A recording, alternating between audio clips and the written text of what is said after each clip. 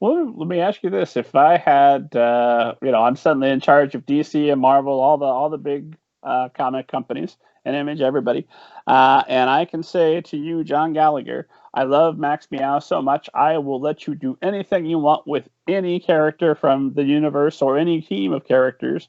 Who do you pick? Wow. Well, it used to always be Batman. I wanted to write and draw Batman, and someone actually said to me. It's funny because at the time I took it as an insult, but they said, nobody wants to read John Gallagher's Batman. They don't care about if you stop writing it, someone else will take your place the next month. So he was sort of saying, like, don't make this, appreciate creating your own characters. So I've since gone into that whole idea of, if I were going to write something like that, I would want to write characters that maybe haven't gotten their due yet. And and some of them probably have, I just haven't read it, but there's a character at Marvel, for some reason fascinates me, Speedball. And Sure. he was created by Steve Ditko, who also co-created Spider-Man. And he's just never quite gotten, I think he's goofy, but sometimes they played it too serious, sometimes they played it too goofy. And for some reason, I think I could redeem Speedball. Years ago, I had a whole vision of, if I was going to do a kids line of comics for Marvel Comics, and it would incorporate, like, one book would be called Hulk Smash, because everybody loves the fact that Hulk smashes stuff, and that would pretty much be what that book was about. I don't know if it would last very long.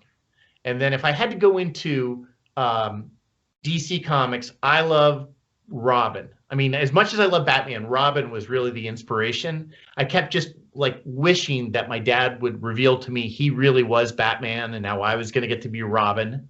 And so I think I would love to do Robin, Dick Grayson as Robin in early stories where he's off on his own, because that was always my dream as a kid. And that's part of the reason why I created Buzzboy, because when I created the Buzzboy comics, Robin had become Nightwing and become very dark, just like Batman. I think they've altered it a bit. He's much more of his own character now. And I was like, this is what I would do. So that's what's great about being an independent creator, and even working with places like Random Houses. You get to, play in your own sandbox, but you can take all these influences that made you happy and incorporate them in. You're a man after my own heart. My book, Banneker Bones, that character is very much a Batman-esque character, but it's written from the perspective of his cousin Ellicott Sculworth, because it was my dream. I want to go be Robin, and with Batman, that would be the most wonderful thing that could happen to a person. Oh my gosh, it's like talking to my brother here.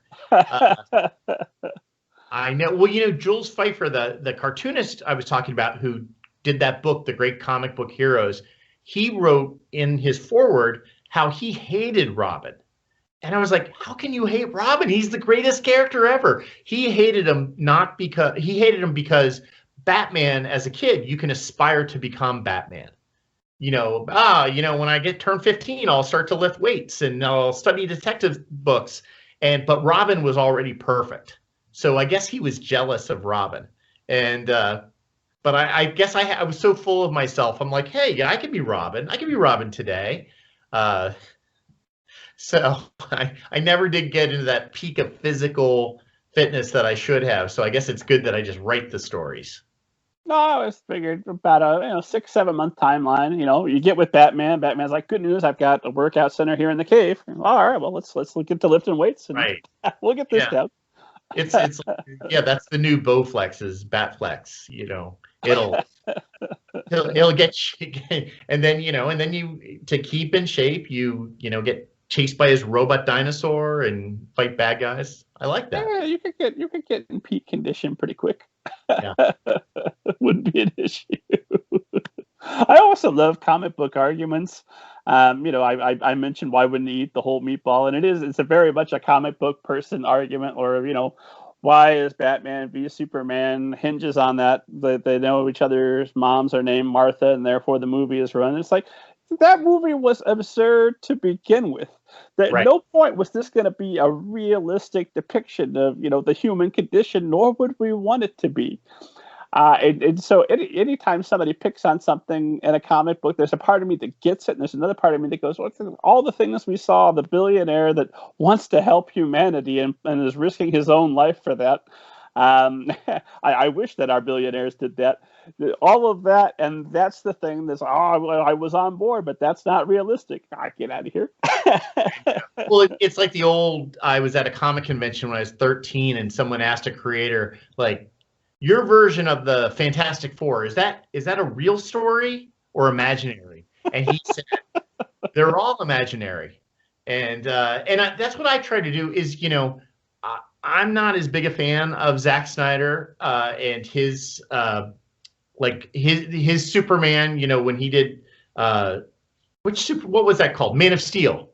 And I really liked some parts of it. There were some parts I hated because I'm like, that's not my Superman. But at the same time, like, I can always go back and watch Superman the movie if I want. Like, it should be okay to have these. Like, I used to love continuity so much, but there were too many times where movies followed the continuity and it wasn't a good thing. Like, I love the fact that I think Iron Man is a better character because of Marvel movies. I think they fixed some of the things that were wrong with him.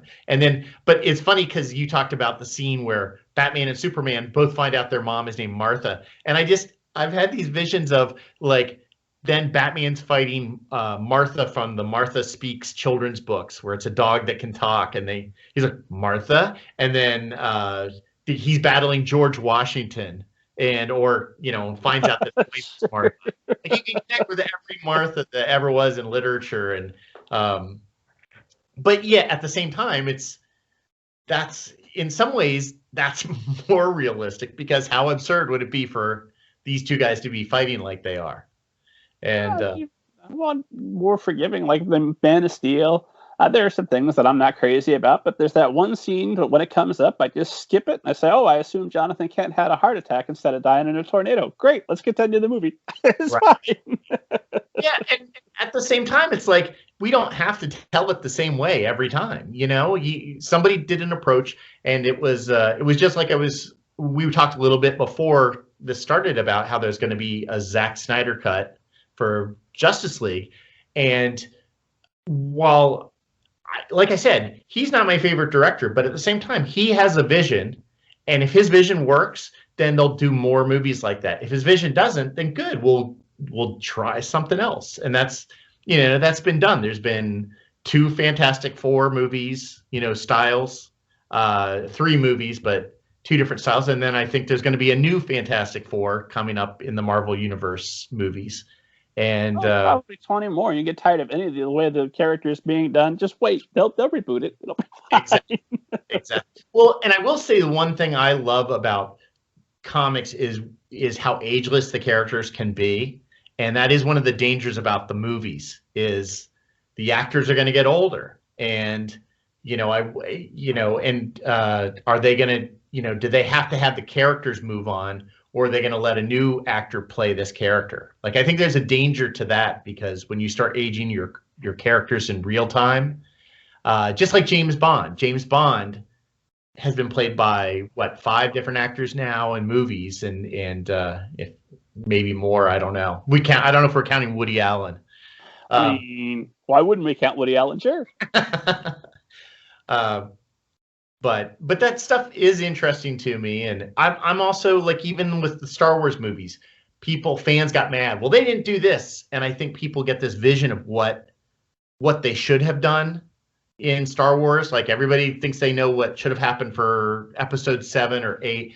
And again, that going back to Max Meow is I could actually address those things. If I wanted to say, this is what I think should have happened, in some way I can incorporate that into my story or do something else. And I say it to kids, like, if you didn't like what happened in Harry Potter, then write your own Harry Potter story, or write a story like that with your own characters.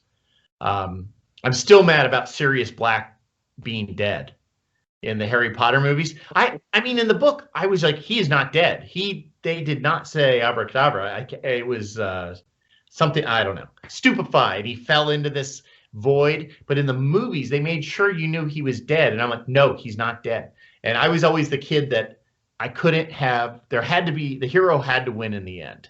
I would get so upset when that wasn't the case. And it's probably why, like, the Zack Snyder movies are not my favorite, because I think for me, the superheroes, what was great was it wasn't realistic. It was aspiring to this sort of golden way that things can be done. And it's probably why I enjoy doing the stories that I'm doing, because, you know, even some of the people that are bad guys in the first book of Max Meow, I try to offer them some redemption, and some will take it and some won't. And, you know, anytime someone gets thrown into a situation, they can always be a better person. It's just like, you know, it doesn't mean they're going to be, though. And that's what life is. Like, what was it Frank Miller did when he did Dark Knight 2. It was like a second version of Dark Knight, and or it was All-Star Batman, which was a new thing. And I said, you know, he's such a great writer. I'm sure he can do a version that I like.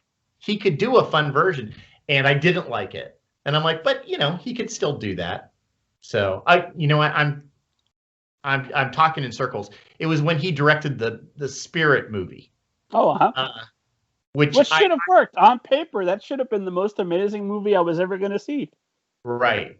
That was what it was. And to this day, I'm still furious about that movie, because I love Will Eisner and the Spirit, you know, which was one of the original. So I think he was more influenced by O. Henry than Superman, you know, because so many comics in the 40s and 50s were influenced by Batman and Superman, and Will Eisner just took his comic characters to just different heights in their sort of their thinking. And you know, I know some people think of him as, you know, the grandfather of graphic novels, because he was doing these long form things before a lot of people were. That makes sense. Well, okay, so somebody comes along and we get to Max Meow number 25, 30, and you say, I've had so much fun with Max Meow, but for the love of God, let me do another character for a little while. And you want to go and you want to do something else, and your publisher comes to you and they say, John, we have to have more Max Meow. We can't stop at 30. So we're going to do a gritty reboot with this artist, and they're going to take over Max Meow for a little while, and now he smokes cigars and whatever, who knows what else. Would you be okay with that? Would you be okay with somebody else's interpretation of your universe? No, I think something like Max Meow, my hope would be that I would always have influence. And, you know, again, going back to Will Eisner, he was back in the days where you had a bullpen. You had an office where everybody met, and he oversaw, he had assistants, and I kind of, and just like animated productions, you know, will have a lot of hands, but there's one person who's sort of the director and producer of that. And I would love to, you know, just if, you know, when you work in entertainment, you have to be able to be part of a team. So I would never say, I don't think I could ever be Charles Schultz, who's like, I'm the only guy who's going to do this comic strip. And I know later in life he had some assistants. I would love the idea of, if I got tired, I could sort of have that influence to help guide it. And especially because new voices will bring about new great things, I think. I mean, I think it's been done with, you know, things like Garfield, and, you know, we were talking about Batman. I mean, it's exciting that so many different authors have taken a shot at Batman and done so many things. And maybe I would. I mean, the Batman animated series that was on, that was my Batman. To me, that's the best Batman on film that was ever done. And in fact, I just bought the DVD set and am so excited to watch it. And but, you know, it captured a lot of the darkness of Batman that you felt even years ago, before things got really gritty. And but at the same time, there was a lightness to certain elements as well. Yeah, there's a piece of music Shirley Walker wrote for the Poison Ivy episode that to this day is on my regular routine replay for when I'm writing.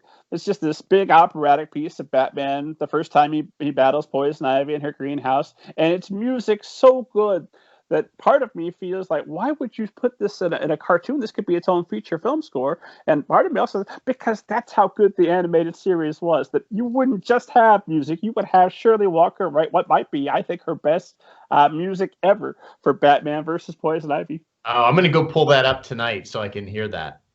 Oh, I'll send you the link. It is worth it. Yeah, it's funny because that series sometimes would have themes only for that episode. I think there was like a robotic Joker one time on there, and he had his own theme song, and just for that one episode. So, that for a show, for a TV show, that did have the soundtrack was cinematic, as you said.